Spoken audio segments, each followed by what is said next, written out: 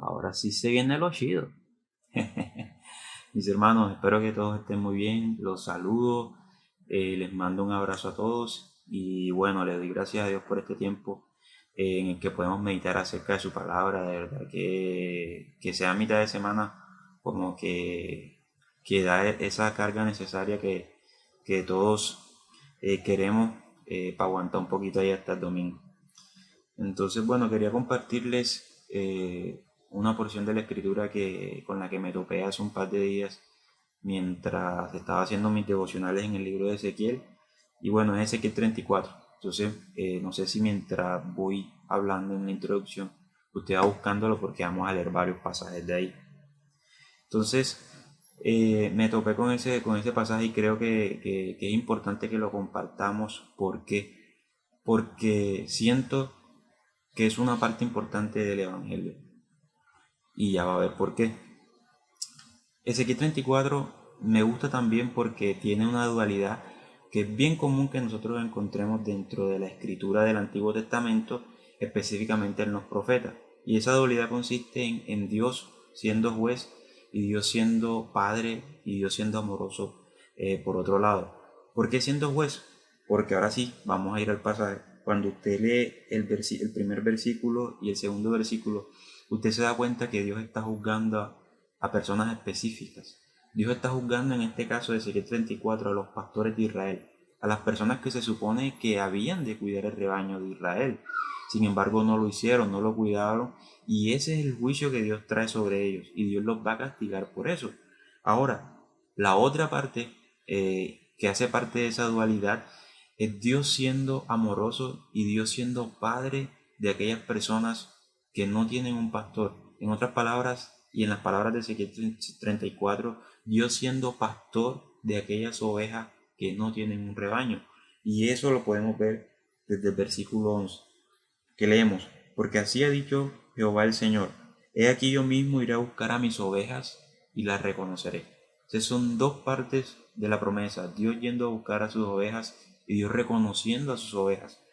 Leemos en el versículo 12: como reconoce su rebaño el pastor el día que esté en medio de sus ovejas esparcidas, así reconoceré mis ovejas y la libraré de los lugares en que fueron esparcidas el día del nublado y de la oscuridad. Creo que solamente leyendo el pasaje y solamente viendo estos dos versículos, nosotros podemos ver la gran promesa del Evangelio aquí. Ahora, en el versículo 30 hay mucho más de esa promesa. Dios en otras palabras dice: y sabrán que yo, Jehová su Dios, estoy con ellos, y ellos son mi pueblo, y la casa de Israel, dice Jehová, y vosotras, ovejas mías, ovejas de mi pasto, hombres sois, y yo vuestro Dios, dice Jehová el Señor. Entonces nosotros nos podemos dar cuenta que lo que está hablando nuestro Señor no son de ovejas verdaderamente. No es que el Señor tiene unas ovejas y tiene unos animales, no. Él les dice: yo he hecho esta analogía de las ovejas y son ustedes mis ovejas. Y por lo tanto, en la analogía, yo soy el pastor de ustedes. Y yo como su pastor he visto el quebranto que ustedes tienen porque han sido mal liderados, porque han sido presa de hombres corruptos. Y por eso ustedes sé y he visto su quebranto, que son ovejas descarriadas, que son ovejas que no tienen pastor, que son ovejas que van por el desierto sin rumbo, sin Dios, que tienen hambre, que necesitan ser saciadas. Y yo soy su pastor, y yo voy a ir detrás de ustedes, y yo me introduciré en medio de ustedes, y reconoceré oveja por oveja, y juzgaré entre oveja y ovejas, de tal manera que las reconoceré a cada una de ustedes, porque ustedes son mías. Ahora, una parte importante de esa promesa sigue siendo una que vamos a ver en los versículos 23 y versículos 24, porque Dios no contento con prometerles su amor, con prometerles que Él mismo irá por ellos, Dios les añade y es más específico con esta promesa. Tanto así que en estos versículos dice: y levantaré sobre ellas un pastor, y él las apacentará. A mi siervo David, él las apacentará, y él les será por pastor. Yo Jehová le seré por Dios, y mi siervo David príncipe en medio de ellos.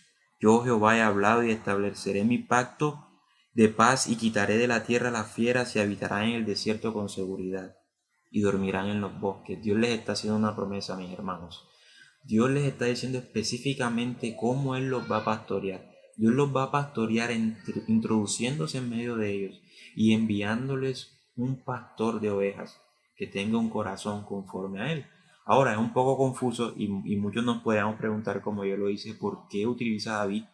Si la muerte de David ya ha pasado, si el libro de Ezequiel y las profecías de Ezequiel se están profetizando muchos años después de la muerte de David.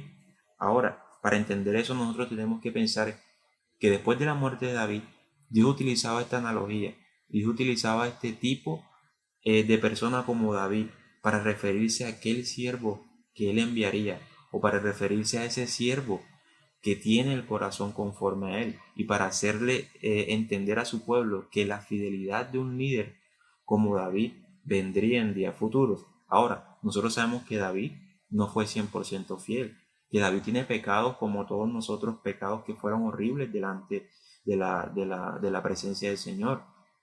Pero nos es confuso porque se compara al siervo que Dios ha de enviar para rescatar a las ovejas perdidas de Israel con la vida de David. Es más, David eh, fue infiel en cierto grado, que el Señor, cuando él le fue a construir un templo para que el Señor habitase en medio de su pueblo, un templo majestuoso, el Señor le dijo: David, yo sé que tienes buenas intenciones y la idea de construir un templo es una idea aceptable a mis ojos. Sin embargo, quiero que sepas que tú has sido un siervo que ha derramado mucha sangre y que mucha de esa sangre que has derramado ha sido sangre inocente.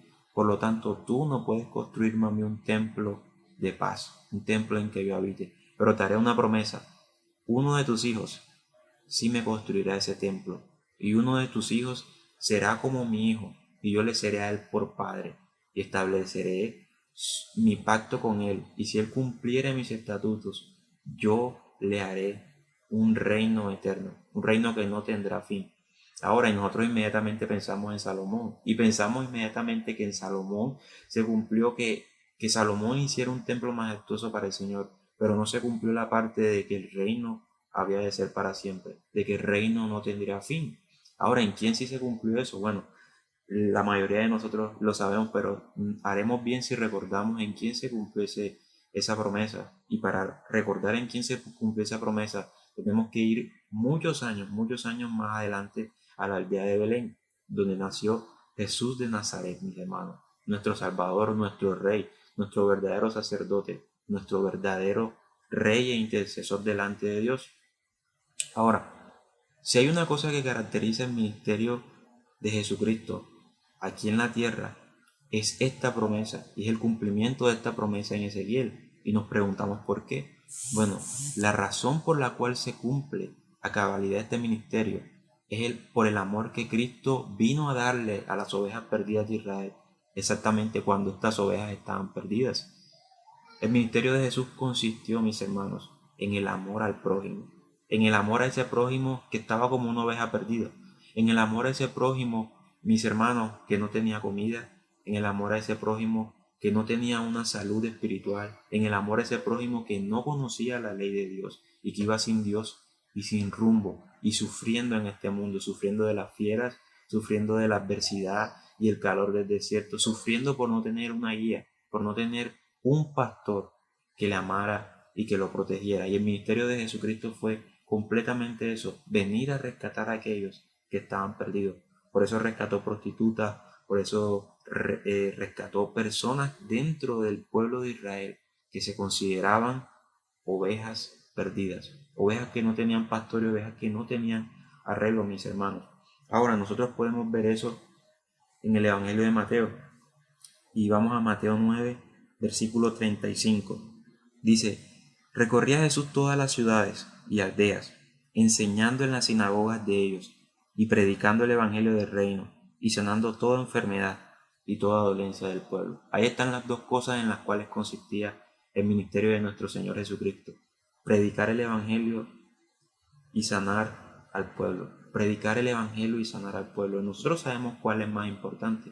Nosotros sabemos que muchas personas recibieron milagros de parte de Jesús y sin embargo no le consideraban como ese pastor que había venido para rescatarle, como ese pastor que había obrado la sanidad física en ellos, pero como ese pastor que podría también obrar la sanidad en sus almas, la sanidad espiritual. Sin embargo, eso no impedía a Jesús acercarse con la palabra del Evangelio del Reino y acercarse también con los milagros y el poder restaurativo del reino que venían en él y que venían con él. Ahora, ese amor de Jesucristo en su ministerio se mostró muchas veces como cuando él vio a las multitudes, y en la versión de Marcos es lo que Marcos enfatiza, como cuando este gran rey, como cuando este gran pastor ve a ovejas perdidas y ve por lo menos a 5.000, solamente a 5.000 hombres como ovejas perdidas y que tienen hambre y que tienen sed. Y él con unos pocos panes, mis hermanos, y con unos pocos peces, alimenta a todos. Alimenta a todos los que le estaban siguiendo, a todos los que querían escuchar sus palabras, a todos los que querían ver su palabra haciéndose efectiva a través de sus milagros. Y después de un tiempo que él les da el pan y que les da esos peces, ellos vuelven a buscarlo, porque saben, mis hermanos, que él puede suplirles. Y el Señor Jesucristo les dice: yo les he dado pan, pero ustedes volverán a tener hambre si comen, ya que comieron de ese pan, porque es un pan físico. Pero si ustedes creen que yo soy el pan de Dios, si ustedes creen que yo soy el alimento que Dios ha mandado a este mundo, si ustedes creen en eso, en que yo y el Padre somos uno, ustedes más nunca tendrán hambre ni tendrán sed, porque en mí serán saciados. Y esa es la sanidad, mis hermanos. Y esas son las palabras de amor de parte de Jesús para este pueblo, para esta tierra que sufre, para esta tierra que tiene ovejas perdidas, las cuales somos nosotros. Ahora, Jesús muchas veces dijo que él venía primeramente en esta fase de la venida del reino por las ovejas perdidas de la casa de Israel, y ya vamos a ver por qué.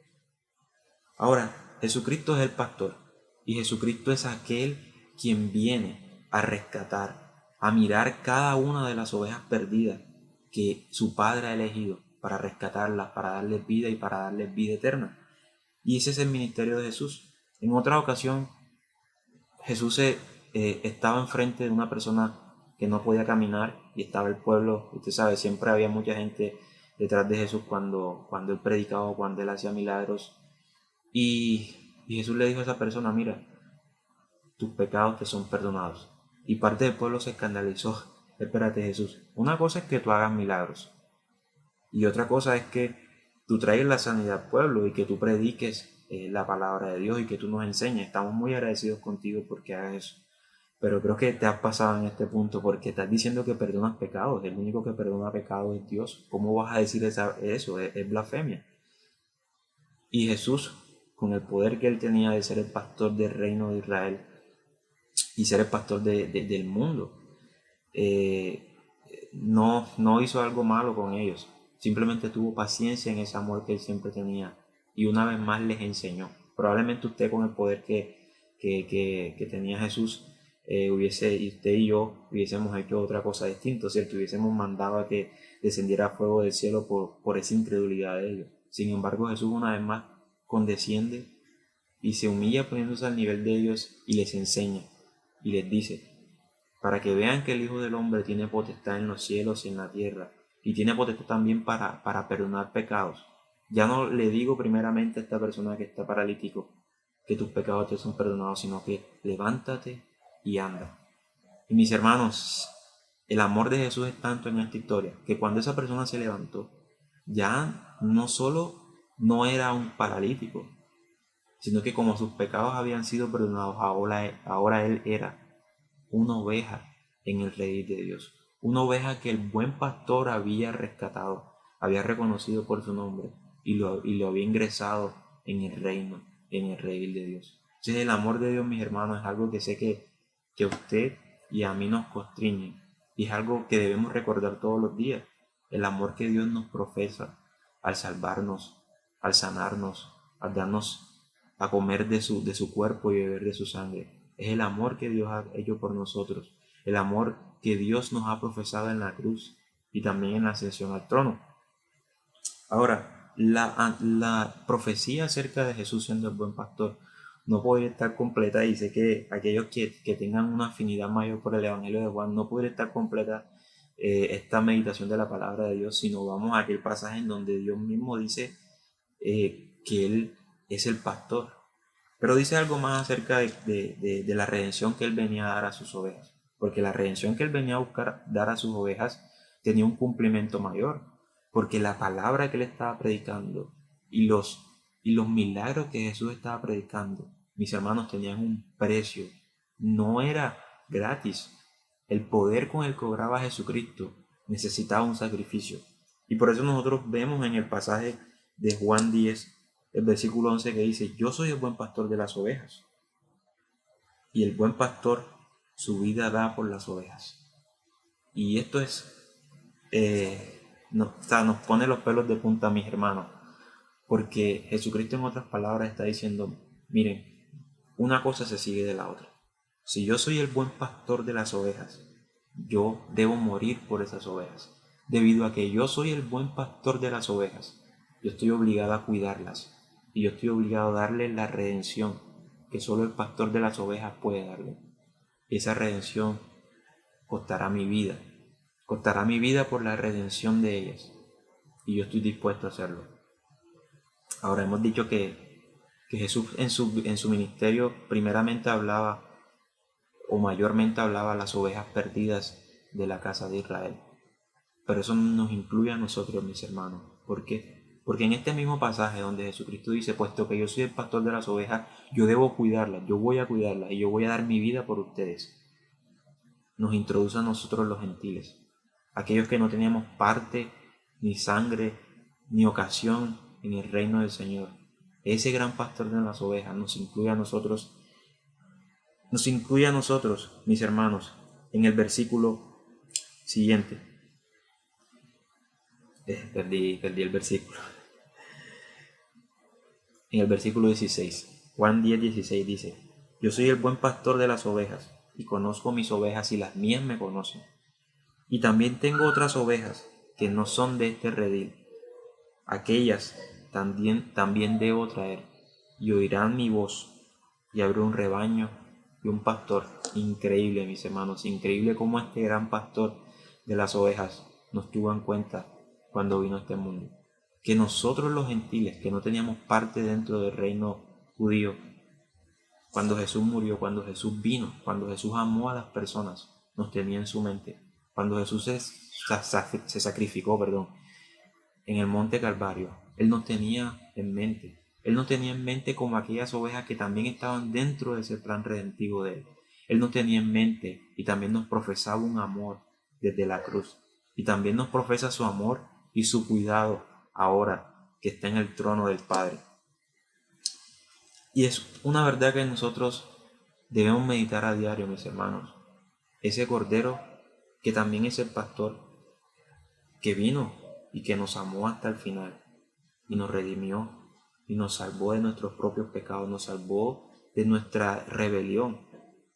Ahora, es interesante que una de las razones por las cuales el pueblo de Israel, el rey de Dios, siempre como que se repite que siempre estaba perdido, que siempre estaba en ruina constantemente, no siempre, pero constantemente, era por dos razones. La primera está en nuestro pasaje: es que los líderes que debían cuidarlos no los cuidaron, se cuidaron a ellos mismos, se apacentaron a ellos mismos, dice el Señor en Ezequiel 34. Pero una de las razones también, y que también es una razón grande, es que las mismas ovejas descarriadas querían descarriarse. Las mismas ovejas querían ir lejos del pastor. Y nosotros, como iglesia del Nuevo Pacto, no somos diferentes, mis hermanos. Tenemos ese pecado. Tenemos el pecado de querer irnos detrás de otro pastor, detrás de otros dioses, y abandonar al pastor que nos ha amado y al pastor que ha cumplido su sacrificio y ha cumplido la redención en la cruz. Ahora, ese pastor, y es lo que quiero que meditemos en estos días de cuarentena, en estos días de COVID-19, ese pastor no se quedó en la cruz, ese pastor ascendió con toda gloria al trono, y ahora es rey para siempre y por siempre, y ya su reino está inaugurado, y ya no podemos pensar como los judíos cuando pensaron acerca del reino de David o del reino de Salomón, que murieron y de alguna u otra manera ya no tenían esperanza. Nosotros sí tenemos esperanza. tenemos una esperanza mucho más firme, porque este Rey de nosotros ya no muere más, porque este Rey de nosotros es Rey de aquí hasta el fin del mundo y nos cuida.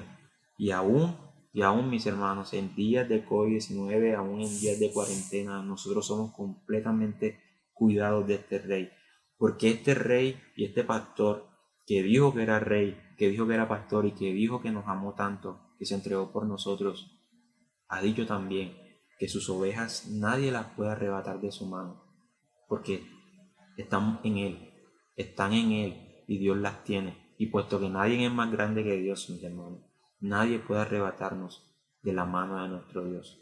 El llamado que quiero que hagamos, o el llamado que quiero hacer hoy, es que nosotros confiemos en que aún en estos días que se ven oscuros, estamos, mis hermanos, en las manos de Dios. Estamos siendo cuidados por Él. Nosotros estamos siendo cuidados por Él. Igualmente, en el día que creímos, en el día que tuvimos ese gran gozo de la salvación, como ahora. Así como Israel fue tan cuidado en los días, de Salomón y en los días de David, como también fue cuidado en los días del exilio en Egipto.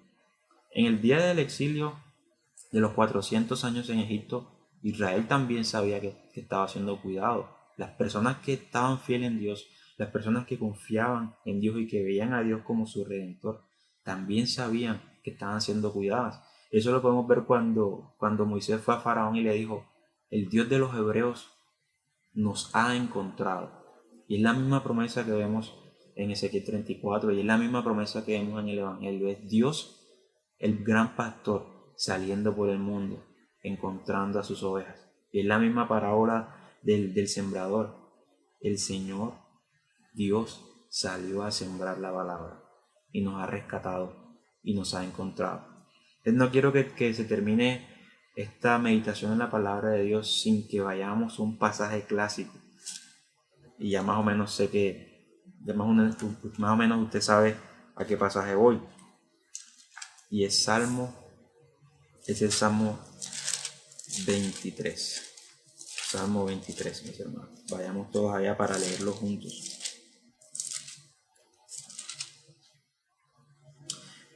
Leámoslo juntos y así terminamos nuestra meditación en la palabra. Jehová es mi pastor, y nada me faltará. En lugares de dedicados pastos me hará descansar. Confortará mi alma. Me guiará por sendas de justicia por amor de su nombre. Aunque ande en valle de sombra de muerte, no temeré mal alguno, porque tú estarás conmigo. Tu vara y tu cayado me infundirán aliento. Aderezan mesa delante de mí en presencia de mis angustiadores.